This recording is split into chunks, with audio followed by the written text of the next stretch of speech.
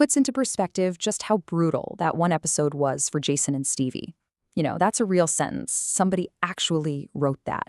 And it was pulled from a deep, deep corner of the internet. It's got so much context, so much history packed into it. It's the kind of analysis you'd expect for like a big sports final or a political debate. But here's the thing. This isn't about sports or politics. It's about a comedy show. So what is it about this quirky British show that's got the whole world obsessed?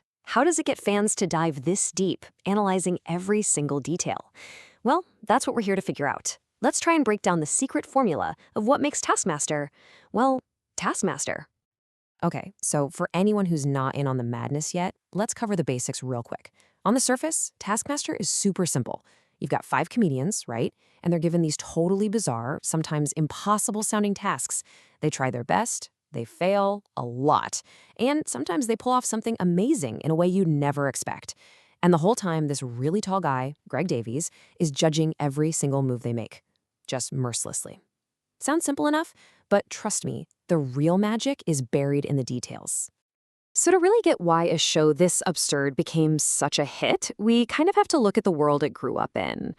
The British media landscape, well, it's a bit of a mixed bag. You've got this constant back and forth between stuff that's super serious and stuff that's just wonderfully silly. So you flick on the TV and bam, you're hit with the heavy stuff. We're talking hard-hitting, super serious reports on what's happening around the world. And that's pretty much the baseline for traditional news, right? It's important, it's often pretty heavy, and it's all about the facts. Then you flip the channel and you're getting hit with big political stories. Scandals, big debates, all the complicated stuff happening in government.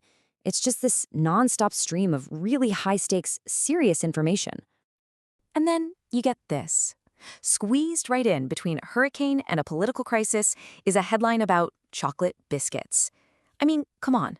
This perfectly captures the exact cultural space where a show like Taskmaster can just explode. In a world that's so full of serious news, people are absolutely starving for some pure, smart silliness.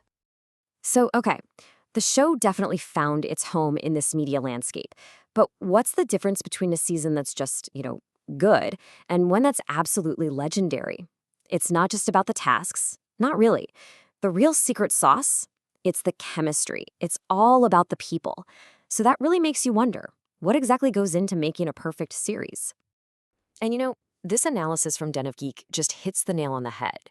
They call Series 5 God tier, a recipe for pure Taskmaster joy. And why?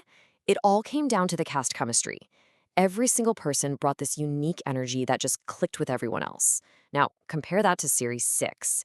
They pointed out that it lacked a madman contestant and had a little too much controlled reserve. The takeaway here is pretty simple. You need a bit of chaos. You absolutely need that shared trauma hysteria to strike comedy gold. And here's what's so cool. That focus on chemistry has created something really special. It's built a fan base that doesn't just watch the show. No, they study it. They've gone from just being viewers to being full-on analysts, building this huge community online that just feeds on this stuff. Okay, let's jump into a classic fan debate to see what I mean. Here's one theory you'll see on Reddit all the time. This person thinks the production team is totally hands-off. They're convinced the task order is pretty much random, and that it's not being manipulated to make the scores look closer. A pretty simple take, right? But then, of course, someone jumps in with the exact opposite take. This fan is 100% convinced that the producers are pulling the strings.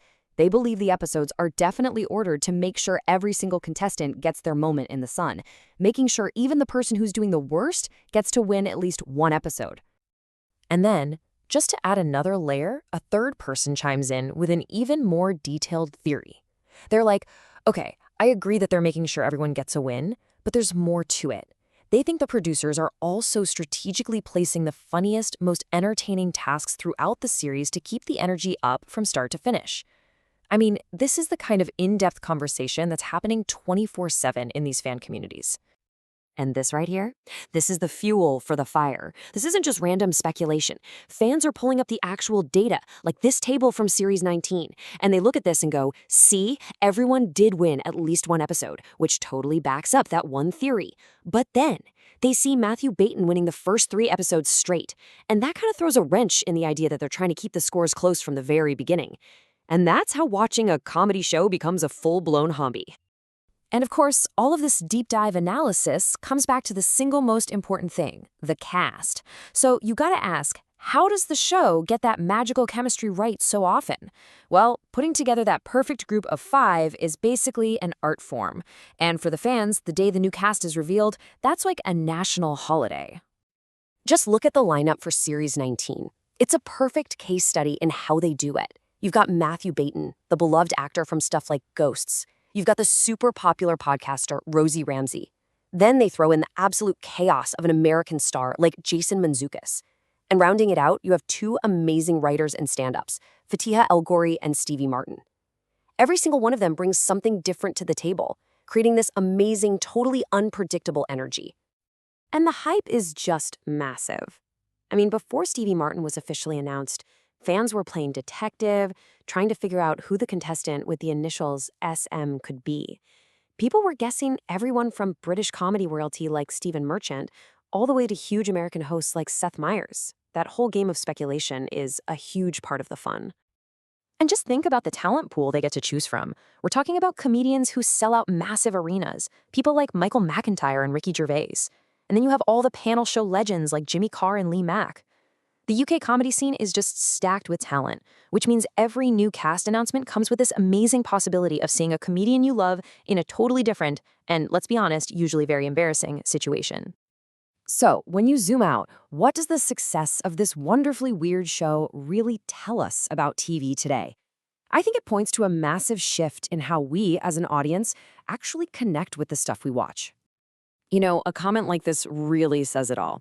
Fans aren't just passively watching something unfold. They are completely fascinated with how the show is made. They're thinking about the editing, the choices the producers make, the whole butterfly effect of one tiny decision. They're not just an audience anymore, they're active participants. At the end of the day, Taskmaster has basically cracked the code. They've made a show that's not just fun to watch, but it's also incredibly rewarding to really dig into and talk about. It's like they've built this perfect engine. The show gives the community something to talk about, and all of that passion and analysis from the community just drives more and more people back to the show. It just keeps feeding itself. And all of this leaves us with a pretty huge question, right? I mean, we are absolutely swimming in content. New shows pop up and vanish every single day. So in this crazy, crowded world, is that super passionate, analytical community the one thing that can make a show actually last? Could that be the secret formula, not just for Taskmaster, but for the entire future of entertainment?